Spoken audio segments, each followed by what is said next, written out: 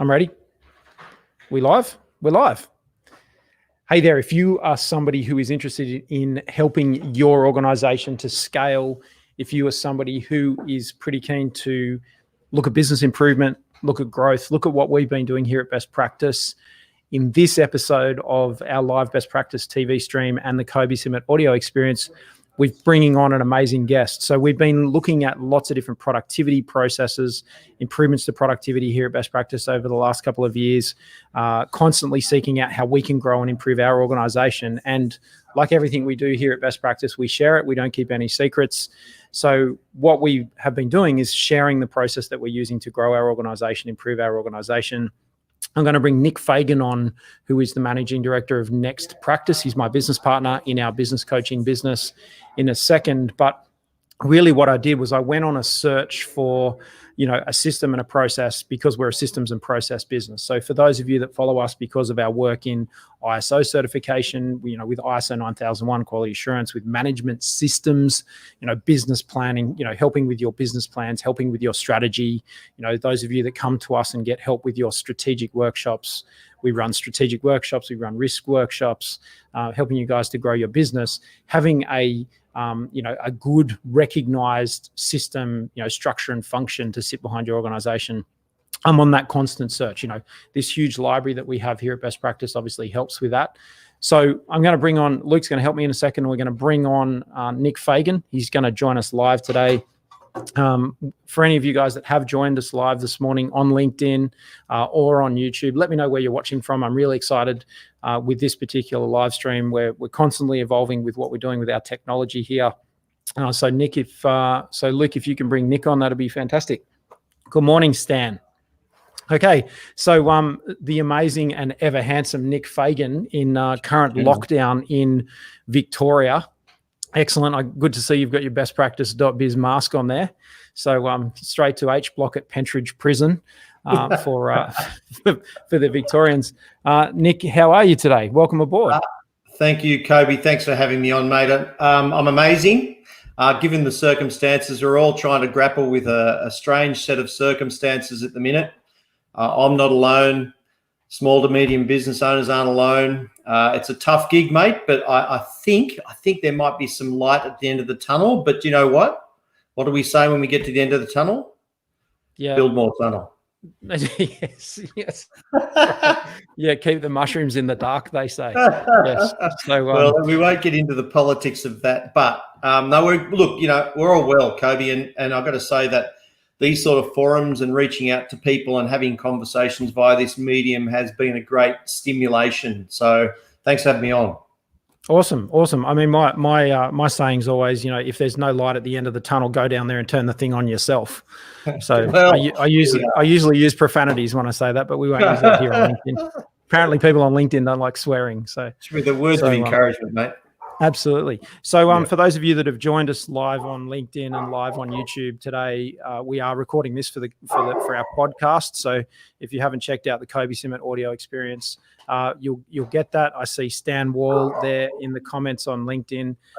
He sent me a lovely text message last night saying he's enjoying the podcast. So watches it live and then go and listen. So thanks for joining us, and thanks for you guys that have come on live on YouTube. Hey, talk to me about your journey in business over the we've been working together for, it must be almost 20 years now. It is, in partnership. Talk to me about your business journey the last 20 years. Yeah, look, just quickly on that note, you can probably hear some acoustics in the background. It is sound effects, and that's my dog just protecting the perimeter. So my apologies there. That's where the world we're living in, right, at the minute.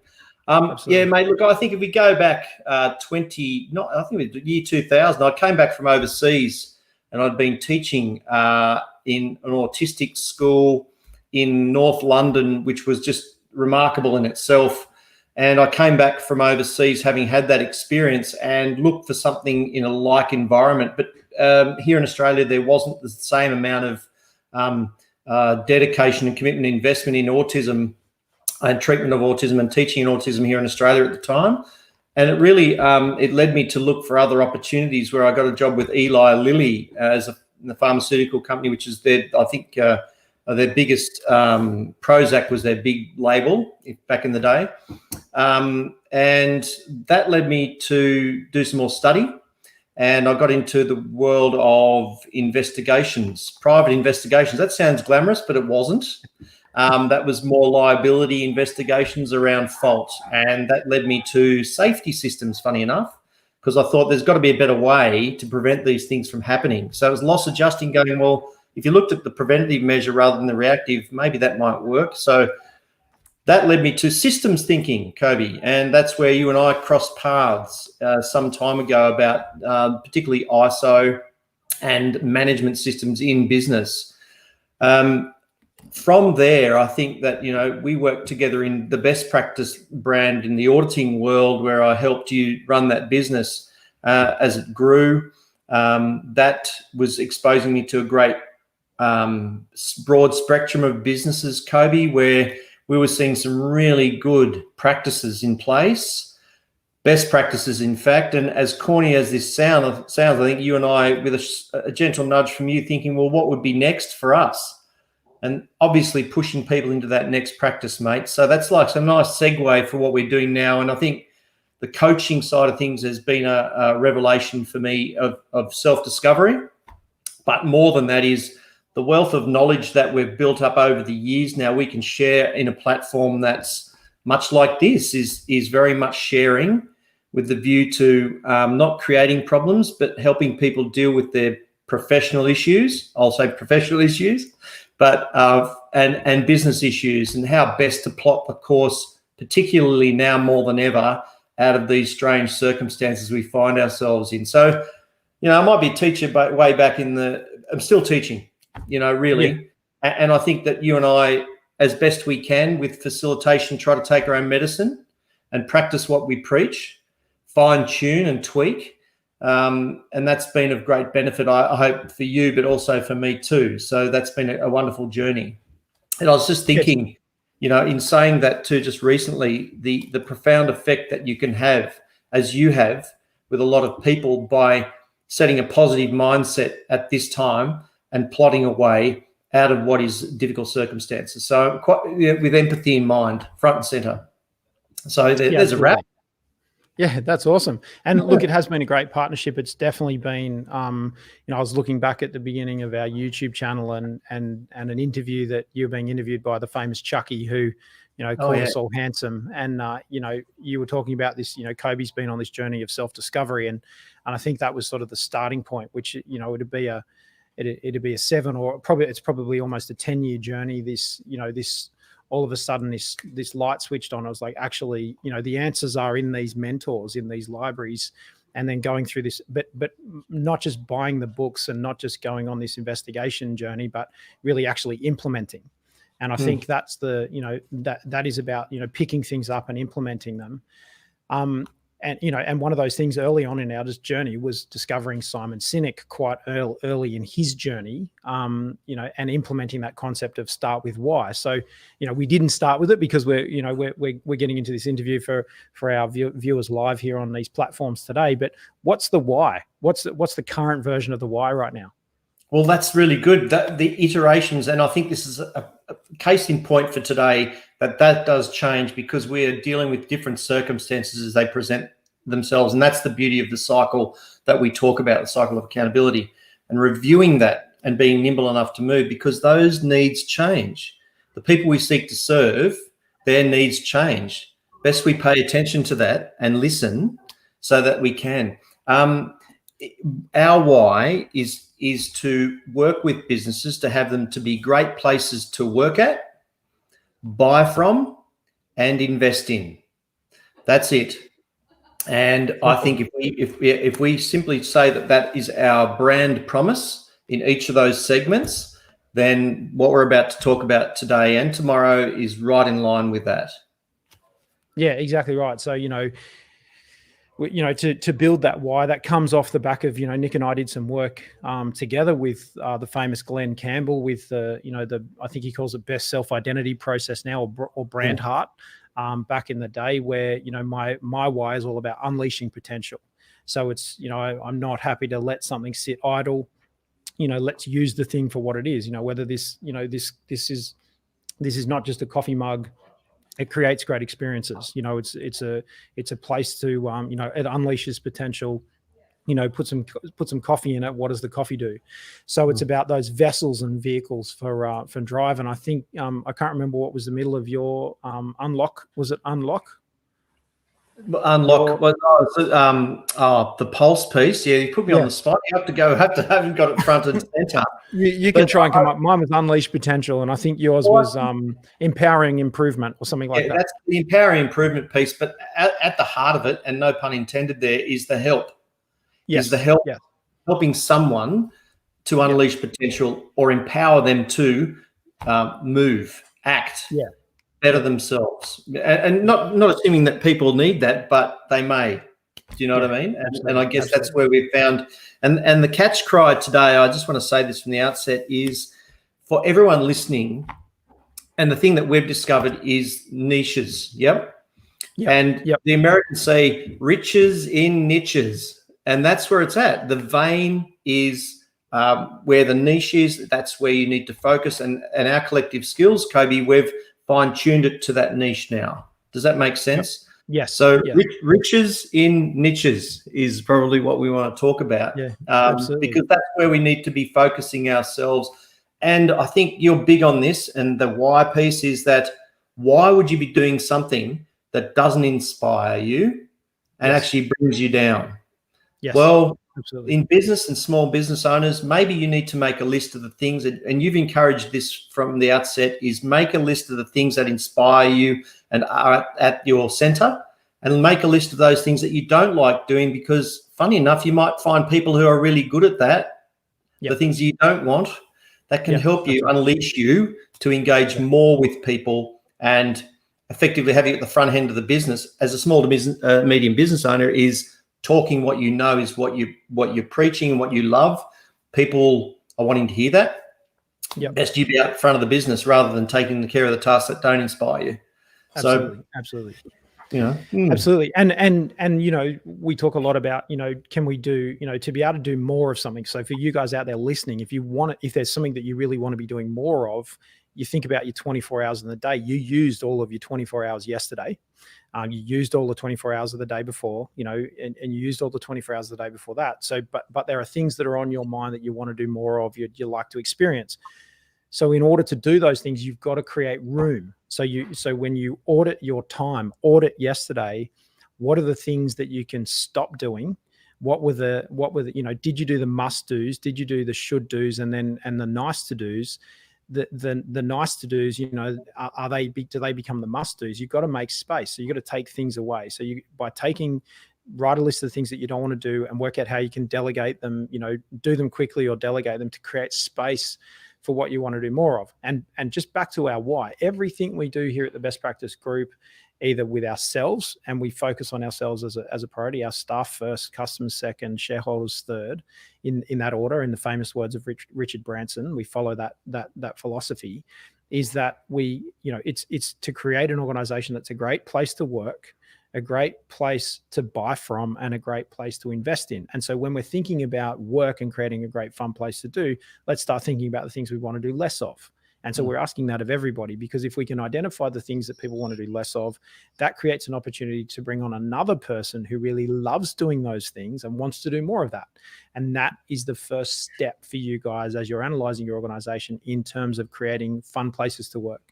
And if you're creating that fun place to work because people are doing the things they want to do and they love doing, or you're helping people go to a job at another organization to do things that they love doing and want to do to fill a gap over in another organization, then everybody's going to be having a better life. And, inspired to have a better life, I think, is your purpose on your brand heart. And mine is to live an unrestricted life.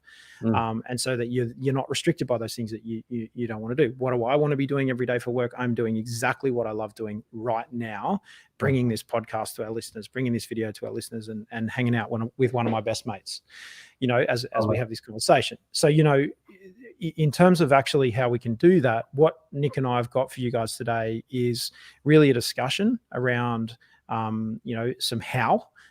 So we've talked about the why for your organization. We want to help your organization. I want you to help your own organization to be a great place to work, to be a great place to buy from. So you create amazing customer experiences, and obviously a great place to invest in. So it gives returns for its shareholders, and those things can be balanced, and you can actually achieve good goals in all those things. We're achieving that here in our organization ourselves. So we tested here first. We're the sandbox. So we don't bring anything out to anybody that not already tested, and we can show results in our organization. So what our goal was today was to really have a conversation around the frameworks. We talked about the why. Let's talk about some of the frameworks, and Nick's going to get into that. And then tomorrow, this is a 2-part series. So tomorrow in the live stream, same time, same place, 23 and a half hours from now, because we're already into this. So get ready for that. To come onto these platforms live is we're going to talk about the hacks. So we're going to talk about the hacks or the tips today, and then the hacks tomorrow, the tools. So tomorrow we're going to be giving you tools to use. We're giving them to you free. We're going to talk to them about them. Like last week, we did the 1-page strategic plan as an introduction to this new series of content that we're bringing you guys, specifically targeted at you guys. If your business is not as you're not making the sales and revenue that you want to make, if that's a problem for you, if you're not making sales and revenue, you're not getting the numbers of customers in the door that you want to get in, we can help with that. If your business is not as profitable as you want it to be in terms of profit, we can start working on that. If your business is not as organized, you've got sales, you've got profit, but you're not as organized, and you're making mistakes and you're creating problems and there's cost in your business, we can help you with that. Then we can start talking about having an impact, and then we can start talking about having a legacy. That's the business hierarchy we've been working on. So if you've got those problems of needing more sales, needing more customers, needing more profitability, organization, needing to get more organized, legacy, so that your organization is a fun place, because businesses with sales and profitability and are organized, they're fun places to work. So we're going to talk about the how and the what, the golden circles of Simon Sinek. So in terms of getting into this and getting started, Nick, I just want to quickly say hello to a few people. So Orlando, welcome from Chicago in the US. So you guys that have come online on LinkedIn, let me know where you're watching from. If you're watching after the recording, still comment on the video and let me know where you're watching from. I go back over the comments every couple of 24 hours, every couple of days, look back over the videos, see the comments, respond to people, respond to your questions. The Scupper, the best practice office dogs just walked into the studio. So I heard him make his grand entrance downstairs. So there's dogs everywhere today, having a run around. So apologize for any barking, but that is as you say, that is the world we're living in right now with this. So let's get into it. So talk to me about your session this morning. Yeah, thank you, Kobe. I've got a few slides to share with the gang, but this is the book that I'd like to talk about. And I think this there you go. Thank you, Kobe. That's great. And we both have copies.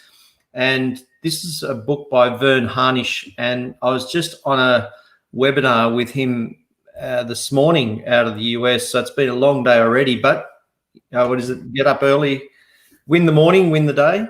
And certainly that was a great start for me. And he was talking a number of things and scenarios at the moment. And everyone's talking about coming out of COVID. I don't want to focus on COVID. I want to talk about a positive mindset, Kobe, and thinking about what is next, because we know what has happened and we've learned from what has happened. Now it's our next move to scale up. Yeah. So I'm really wanting to focus on the key principles of what Verne Harnish talks about in this book, but added in a few of our elements. And I'd love to ask you a few questions. And I think, Kobe, if you see something that you want to comment on, please, by all means, enhance what we discuss. So I might just share with you what I've got, if that's okay. Just bear with me for a moment. A bit slow on the uptake here. Well, I think everyone's had to relearn technology in this, pandemic. It's just crazy. Very slow, in fact. Present. There we go. So this should be right now. Excuse me. Share screen. Just loading now, mate. Sorry. There we go. This should be right. Oh, good. Why the long pause? Can you see that? Can we see that, Luke? Can you just add? So Luke's just going to bring that in and add it to the stream. Beautiful. There we go. Look at that. Perfect. There we go. So really getting back to your pulse around that, unleashing your potential. And I think this is a key to what we talk about in any of our sessions from the beginning, is about positive mindset. And I've got to say that, you know, from where we work from, it's very much about what is next, not necessarily what has been, but what is next. And Luke, sorry to interrupt you there for a second. Just hide your little, hit that little hide button if you can on your screen. It gets rid of that little. How's that better? Perfect. There we go. Look at that. Excellent. Yeah, we're a fan of Brendan Burchard, and he talks about high performance habits. And this is very much in line with what we talk about in the Rockefeller world with the Rockefeller habits. And there's 10 of those, which we'll get into in a moment. But I just wanted to say this up front. Study high performers and you'll see that they'll have systems built into their days that drive their success. Positive mindset, routine, action. These are the key phrases. And the big thing about what we talk about here is routine will set you free. And I've got to say, having lived in this environment now for I don't know how long, in COVID world, lockdown world, I should say, routine has been the one thing that has been something we've been able to hang on to keep us focused, to keep us moving, to keep us positive. Yeah. So very important to understand that systems built into days. Okay. Just a quick snapshot. Now, I know there's a lot of doom and gloom and there's a lot of talk about potential depression and so on, but realistically, it depends where you sit on the scale, if you're a glass half empty person or a glass half full. But let's just look at some numbers at the minute. And you can see their gross world product in 2000 was 33 trillion. On the outside, up to the top right-hand side, there is in 2019, it was 88 trillion. Of course, there's been a hit based on the circumstances that have happened recently. And here we are finding ourselves at the minute at 66 trillion. So really, when you think about it, Kobe, it's not so much glass half empty, but maybe if you look at it from this perspective, in terms of opportunity and moving forward, that it's glass 3/4 full. And I reckon that's a good way to actually consider where we are at the minute. And the next question, which is pretty simple here, is so are you in this to win? Are you playing to win? Now, I've got to say that, you know, in some instances where sport is the analogy here, those that are front running and have been front running for some time may become lost and reconfigure their strategy mid-race. And that is not a healthy thing to do. And when you do that, you're nowhere. But the point is, in this case, is gearing ourselves up with a system, with a process, with a practice and a discipline that will help us win because it's the strategy. Hello, Scupper. So I just want to look at this for a moment. Can you see that in this slide, it's the S in scaling up. And if you can see that for a moment, you see that it's down the bottom. It's the yellow, purple, the blue strategy, the brown execution, and the green for cap. That is the scaling up. The S curve. And it's fundamentally built around 4 key questions. People, and look, I know that people out there understand this fundamentally, or it may be that they understand this completely, but let's put it into some sort of explanation. I'm going to say that, you know, with people, given what we've talked about, and I'm glad you said that, Kobe, those lists of what I love and what I don't love, and I'm glad you used that word delegate, because it is about that delegation of the tasks to find that savant-like person who really loves those things I don't like, give it to them. Yep. So here we go with people, which is attracting and retaining the right people. And the question here is, are stakeholders happy and engaged in the business? And would you choose to work with them again? Really, really interesting question and challenging, mind you, thinking about it for a second. The second part of that is strategy and developing a distinct strategy. And I think this is a question for everyone out there as owners and asking staff, can you articulate your company's strategy simply? And is it bringing sustainable growth in revenue and gross margins? Okay, really key points there. Sustainable growth, gross margins. The execution piece, which is really what that is about, is relentless repeatability. Relentless repeatability. Okay. Are all processes running smoothly and driving superior profitability? That's a great question to ask. And I would say that if business owners in what we've experienced through COVID are not thinking about what it is they need to shed, they need to start thinking about that now, as in not profitable services or products. And I guess the last part is cash, of course. It's staying afloat with enough cash. Do you have steady and ideally internal sources of cash to power your business growth? Because I think you made mention recently, Kobe, in one of your posts that entrepreneurism and growth sucks up cash. Absolutely. So do you have enough? And in fact, if you think about that for a moment, given our last 6 to 8 months, if you had the cash to weather the storm, you're in a very good position. And you're in a very good position to scale up, okay? So they're the 4 questions: people, strategy, execution, and cash. Now, the next piece I wanted to talk about with you is the Rockefeller habits. And, you can get rid of Rockefeller and just call it habits, really. And this is about the alignment piece in your business. And as much as they are statements, think about these as questions. And I'd like for the folks out there listening to think about their business, think about you in the business, and ask the question of yourself and your business as we go through. Now, just a quick anecdote, and Vern Harnish is on first name basis with a lot of CEOs around the planet. And this morning he made mention of Naomi Simpson, and we were lucky enough and fortunate enough to have her present at the 2020 summit in Feb. And this was looming. The situation was looming back then, Kobe, do you recall? That yes. This thing out of Wuhan, wasn't quite sure. And I think at that point, Naomi was starting to see supply chains being affected based on the experiences that she would offer with Red Balloon. And he said anecdotally today that she took a hit of maybe 70% of experiences dropped out of being purchased from Red Balloon.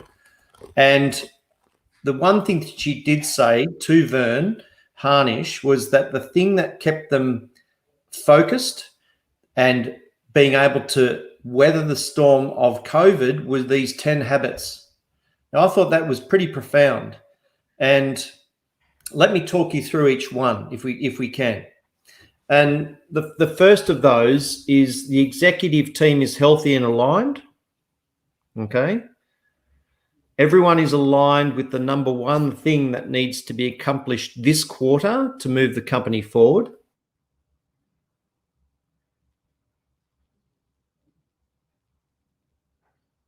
We just lost Nick. Looks like he might have just frozen. Just had a moment's break. Sorry, mate. That's right. Every facet of the organisation has a person assigned with accountability for assuring goals are met. Yep. Ongoing employee input is collected to identify obstacles and opportunities. Reporting and analysis of customer feedback data is as frequent and accurate as financial data. Very interesting point. Core values and purpose are alive in the organisation, visible. Employees can articulate the key components of the company's strategy accurately, and all employees can answer quantitatively whether they had a good day or week, and the company's plans and performance are visible to everyone. Can I just start with that last one? Visibly, around the office at best practice, there were the boards of performance, there's the actual strategy, there's the planning, there's the statistics. These things are the pulse of the business, and everyone has a view of what it is they contribute to the whole. That is critical as a visual, as a stimuli, to have people thinking of how their efforts each day in each increment of time, as you mentioned earlier, contribute to that gain or goal or action. So I think that's a really good point to start. And I just want to say that, what we spoke about this morning in that webinar was with the post-COVID situation and where we are now, thinking about acting is not going to get you anywhere. It's the action that will actually have you move, and the commitment to action will have you move. And that's where we find ourselves at the minute. And I just want to say from a perspective, if you think about these 10, just for a moment anecdotally, and you think, well, the executive team is healthy and aligned. And I guess, have we got the right people at the helm? Do they know what direction we're going? And realistically, are they communicating to everyone in the business the one thing this quarter that needs to be achieved? It could be monetary. It could be recruitment. It is a number of elements. But what is the number one thing that this group of people and I'll say this, and talking about the action, having those people come together into a room as the executive team and list the issues, Kobe. What are the issues that we're dealing with? Sure enough, by a process of elimination, you'll work out that number one thing for that quarter. But you've got to have the conversation. And it sort of falls into that third point, Kobe, around communication rhythm. Now, I work with a company called Aerocall down in Picton. They are going gangbusters. They are manufacturing in the ventilation space. And not, I mean, for health perspectives, but buildings, amenity. They're doing wonderful things, and they are at the forefront of research in that area. They have adopted these principles without coaching and help, just purely from the sidelines. They're doing the doing, but we're coaching them, and they're having a great time doing it. Finishing lines and fun. You said this last week.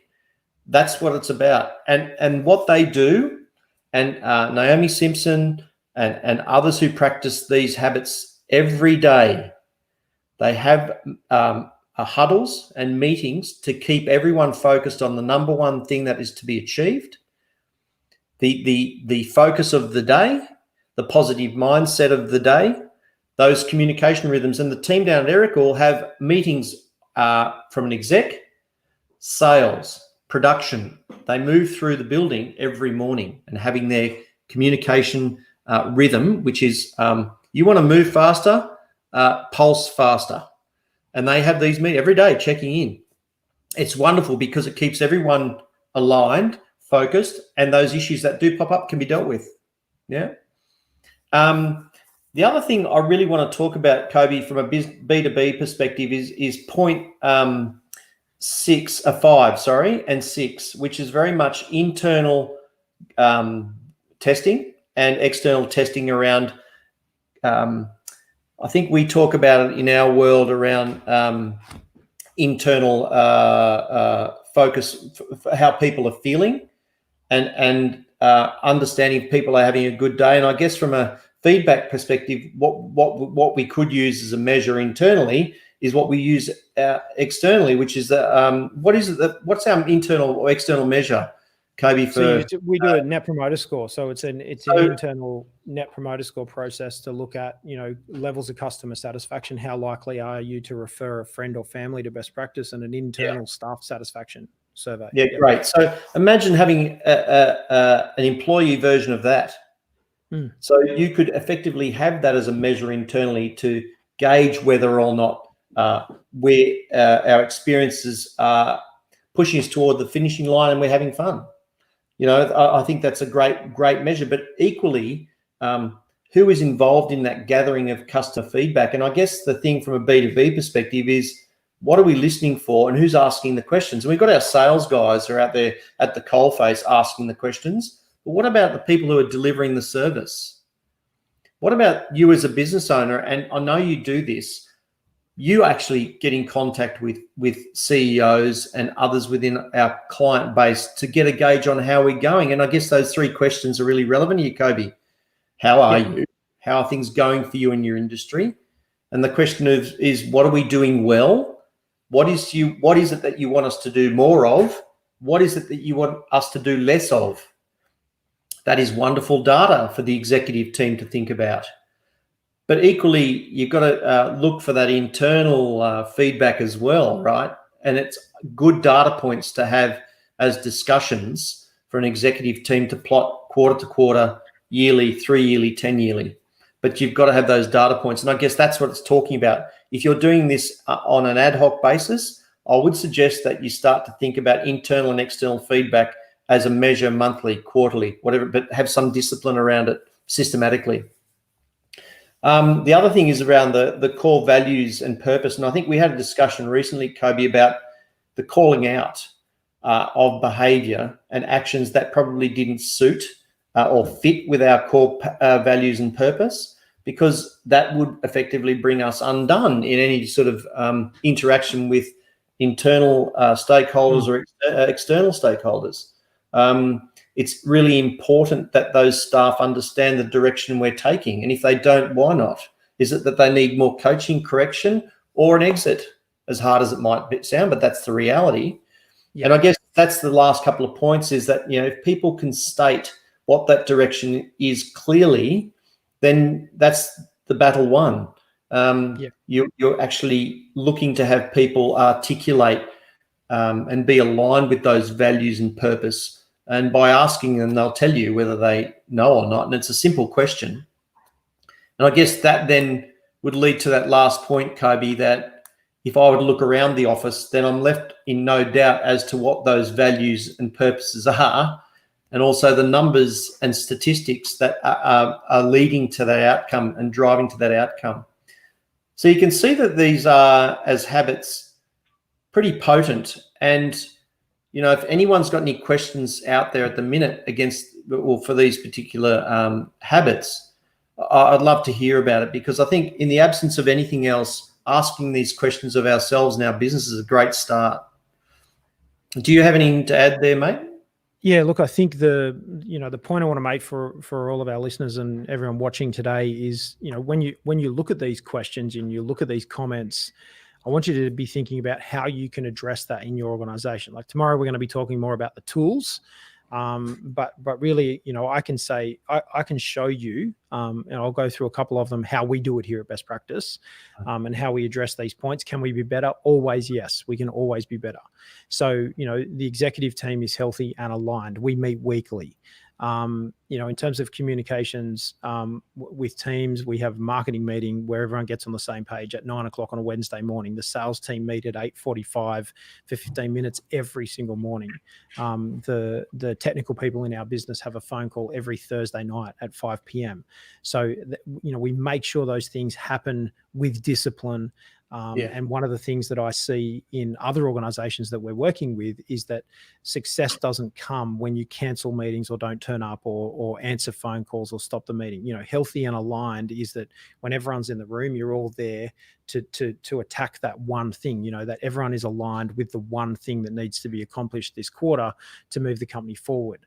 And even, there's businesses around us, and I won't name names, but they cancel meetings, they change things, they don't get into that routine, they don't stick to it, and then they complain, why are they not going forward and why are they accelerating?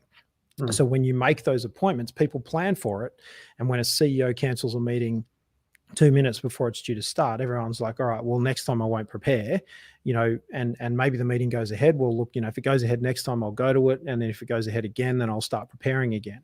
And so you lose that momentum. And I think that when you go back to that Brendan Burchard comment, when you study high performers, you'll see that they have systems and processes in their day. It's like the superstition of a boxer who always does exactly the same thing before a game because he's got his winning formula. Or, a high performance triathlete, when she does exactly the same routine the night before and then in the morning, because that is her routine, of training and testing. And, there is always room for testing and experimenting, but at an appropriate point in the training plan, not right before the race, you don't change your technique, you change it early in the plan. So I think it is important that, when you think about some of those analogies that I've just used and you think about the organization, ongoing employee input, by having those meetings, we have everybody on the same page. We all talk about the goal. Our goals are to, for this to be a fun place to work, a fun place to buy from, and also we need to give returns to our shareholders. And so, that's what we're here to do. You guys want to earn your money and take that home. Then we want to be focusing on, hey, what do you want to do more of? What do you want to do less of? And we look at that. So quarterly we get together, we have those quarterly meetings, quarterly executive sessions. We do the strategy, we do the planning across each of the brands here at Best Practice. And so starting to think about that. And so, when you talk about, back to people, strategy, execution, and cash, with these systems in place, our businesses have succeeded through this pandemic and have grown in good cash positions with these good strategies in place. was it tough? Yes. Have we, did we get caught off guard, and let our emotions run away with the negative news and that sort of stuff? Yes, of course, we're humans, but we snapped back into the right mindset. And we keep focusing on, okay, well, yes, we've got, the water's a little bit deeper and it's going to be harder to wade across this river. But we're in a good position because we were well set up to move into this crisis to run our own businesses. Knowing that things might happen from a risk prevention strategy, customers, cash, profit, that sort of stuff. In the outset of this, we had a 1,000% increase in our marketing efforts that a lot of you guys would have seen very early in 2020, in fact, late in 2019. And that actually, that offset the impact of the pandemic on our group. So, I think that's, that is definitely, part of that process. Stan's just making a comment there on LinkedIn. Everything is scheduled and planned for, and he's using his high performance planner. I think he won that, or he was given that at the summit earlier this year.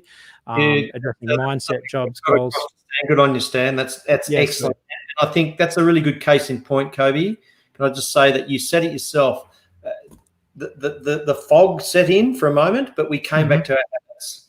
Correct. And reminded ourselves of those core habits. And I'm really glad you made emphasis on that communication, because it says there, communication rhythm is established and information moves is established. And as you say, committed to.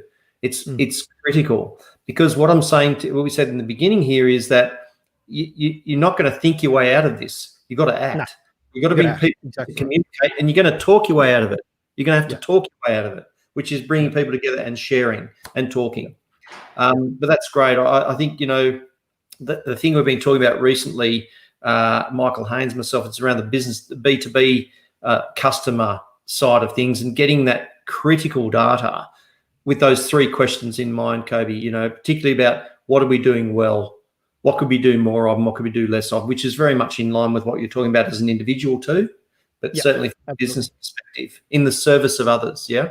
So they're key. I'm glad you sort of emphasise that communication piece, because that's the way out.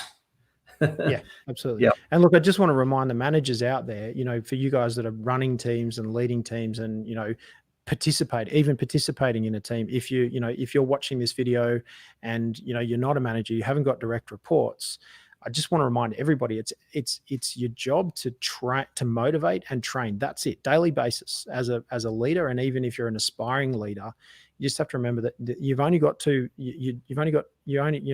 used to say you only had one job. You've only got one job, and that is to motivate and train on a daily basis. And for us, this library of stuff and what we're talking to you about here and what we're going to talk to you about in tomorrow's session, we're going to train you tomorrow in some of the tools so that you can access that. You can buy the book for $30, Scaling Up Fern Harnish, $30. You can get it online, and you can start embracing some of those tools. Our job is, if you want to be efficient and you want to understand the upside, is to say, well, actually, we can do this faster and we can accelerate this journey by getting us involved, because we've been there and we've done it, and we can show you how to do it more efficiently. If you can learn and read and execute from a book, excellent, then you're on your path. But if you need that accountability, that's what we're offering here. So what we sell is the accountability and coaching piece, which is, here's how I did it. Let's try and contextualize it for your organization, work out how we can specifically apply it in your organization that gives you that turbocharge, that significant boost in terms of, you can scale it, but then you'll nail it is what I've been saying. Perfect. It's really good on that engagement piece, Kobe, and we're very excited about that opportunity to talk, even to have a conversation with someone who's interested. This is where we start, because there is question sets around this, because if you do that analysis, this is where we start. And that's why this slide is here, because there's question sets around this. And it's good information to flush out the issues that a business might be thinking or working through, but flip that into the opportunity side of things, which is very much that positive mindset you made mention of. That's where we take the conversation and encourage to empower. Thanks, mate. That's great. The next slide around the 4 decisions of people, strategy, execution, and catch is just recapturing what we talked about. I really wanted to show you the S curve, which is the scaling up curve. When it says people, realistically is very much, as you say, Kobe, is bringing them in and coaching them into the position. Now, it's right person, right seat, as Collins would say. Jim Collins, right behind you there. Also, there's people doing the right things, okay? The right people doing the right things, which is where it sits from a people perspective. The strategy piece is very much differentiated, and I talked about the riches in niches, and that's where this sits, because you need to find that strategy. If you're in this game to win, what is that strategy? Is it clearly defined against your values and purpose? Who is your core customer? How do you serve them? And determine a 3-year differentiated strategy, catapult growth. What would that look like? Now, we know 3 to 5 years, and what we've learned in the last 6 months is guesswork. But quarter to quarter in a cycle of accountability is where we could actually get some more leverage in this sort of instance. That's why we do the quarter to quarter focus from a strategic perspective. Allows us to adapt, change, getting the data points right, finding out what's going on within our industry, with our people, and then adapt. And that's why the quarterly focus is really important at the moment, because the 3 to 5 years, a bit of guesswork. But if we're focusing quarterly, we're able to maintain that direction. The execution, as I said before, mate, is very much about relentless repeatability. Get it right. Relentless repeatability. That, me as a leader, you as a leader, and our people, relentless repeatability. That's important. Systems and processes. Talk about the habits that we just talked about. The culture of accountability, which is that cycle of quarterly planning. And this is where we step in as coaches and keeping that cadence running within a business. And fine-tune this is my favorite. I want to do this at home. Fine-tune processes to run without drama. It's a work in progress here, but this is really important. And from a cash perspective, plenty of cash to weather the storms. And ultimately, that's where we want to be. When we talk about this particular piece, it's about accelerating your cash flow cycles to fuel growth, which is how do you bring that forward and not wait so long? And there's 7 levers for improving your cash position. We talk about that, and that's got to do with, and you know this yourself, Kobe, you look at those wine lists and the ones in restaurants, good, better, best. You might be reversing the order and saying best, better, good. Good. But you understand, like you reverse the order. You're putting your best first. So they're the key areas of our decisions. Tomorrow, I look at some of the tools within each of those particular decisions that we need to make. And that's pretty much it, mate. I'll just stop sharing. How's that? Nice. You know, it's been a really successful process for us. I think that, you know, unpacking, you know, finding a framework in terms of being able to use this. Have we lost Nick, or is he still there? No, Nick's still there. Is, you know, finding that framework and being able to use it was excellent, you know, and that's been a really good thing for us here in Best Practice and using this process. You know, the habits, you could almost argue, are common sense, but it's not, unless you know that they're there. It's hard to say that it's common sense. So that's definitely been something that we've been working on here at Best Practice, is these principles. You know, Nick and I talk about bowerbirding, but it's understanding that there are successful things, looking at what people are doing, looking at what we can do to, you know, to be moving forward, and then saying, okay, well, you know, practice, test, A/B testing. Eventually we arrive and we say, actually, you know what, this framework works for us. So I think we may have just lost Nick from the stream. We've lost him. So we'll see if we can get him back in there. Luke's working on that. But what I wanted to, you know, we wanted to share this with you today, just to talk about these principles. You can use that as a health check. So you can go back in this video, go back to that timestamp, or go back in the podcast to that section. You can use that as a health check for your organization, and you can start trying to figure out how to solve them. But it's a, you know, of a framework that's got a couple more points. I think there's 4 more points in the list there, but you can definitely go back to those 10 points and you start looking at your organization, you know, in thinking about what success looks like by Christmas, by the end of 2020. We've only got 12 weeks to go. You guys can actually start, you can go back and you can have a look and say, okay, where are we at with each of those things? Let's benchmark ourselves. Let's give ourselves a score out of 10, and then write yourself a to-do list. Do some research, do that, you know, stop and plan and think, okay, what is my goal? Where do I want to get to? I want to increase, I want my business to get back to where it was. Looks like Nick's back now. I want to get back to where I was, and I want to get back to, I want to get back to the revenue we were doing, or I want to grow my revenue by 20%, 50%, 100%, whatever that might be. What am I doing about that? What am I doing about? That's what success looks like. That's the 5-star version situation. You can go through those 10 points and you can say, okay, let's rate ourselves. What's going to be one small action point this quarter against each of those 10 elements? Of course, we've got a very formal framework and strategy with our workshops that we can take you through. There's a coaching program that you can subscribe to. So you can reach out to either myself or Nick, and we can take you through that process, and we can start looking at, okay, let's look at the improvement of people and how we're handling people. How do we get rid of dead wood? How do we get rid of, the people that need to leave? How do we bring on new people? How do we do that onboarding? How do we reframe the strategy? What's our strategy for the end of 2020? For the Australian, for the Australian financial year, it's Q2. For the US financial year, it's Q4. So what are we looking at for the next quarter? What's our strategy going to be? What's our marketing strategy, sales strategy? What's our, people development strategy? Constant execution. In the great words of Brendan Bouchard, a lovely guy, if you study high performers, you will see that there are systems and processes built daily activity, the daily training plans, what they eat, when they sleep, how much training they do, the hours, the testing, and then they're looking at key performance indicators, key result areas. So what are the results? How we track, and accountability and transparency around that, and then obviously cash. And we talk a lot about cash. Time is money, or money is time. And so to get Excel, you can use, if you're smart, you can use cash to accelerate your business. So any surplus cash, like entrepreneurs like myself that just plow all the profit back into the business to help the business grow, or other businesses and help them grow. I'm getting around in a $20 t-shirt and a $100 pair of jeans. I don't have the expensive lifestyle because I spend every single spare cent continuing to develop and grow the organization. So that set us up. Yes, did we have a hiccup? Yeah, absolutely we did.